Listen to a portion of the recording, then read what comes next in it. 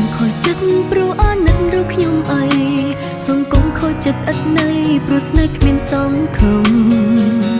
បងភ្លេចខ្ញុំទើបបងអាចញញឹមខ្ញុំសង្ឃឹមថាបងនឹងមានសុភមង្គលរកមនុស្សល្អដែលគេក៏ស្រឡាញ់បង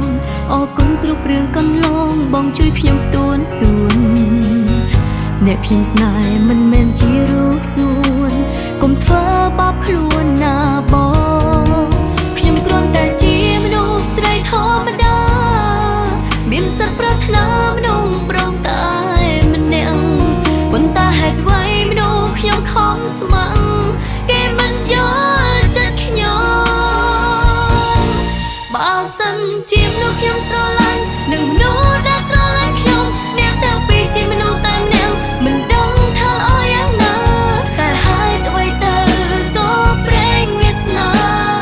ចាទៅជាបែបនេះមិនដឹងពួកគេជាមនុស្សពីរនាក់ហេតុអ្វីក៏មិនមែនម្នាក់ទុំថាបងយកចិត្តទុកដាក់បានត្រឹមធ្វើឲ្យខ្ញុំយំហេតុអ្វីក៏មនុស្សល្អដាក់ខ្ញុំមិនមែនជាមនុស្សដែលខ្ញុំប្រាថ្នា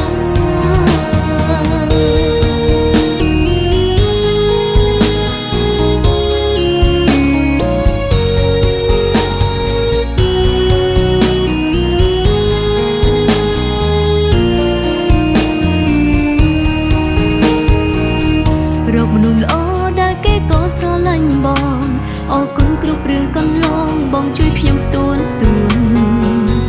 អ្នកខ្ញុំស្នេហ៍មិនមែនជារូបសួរ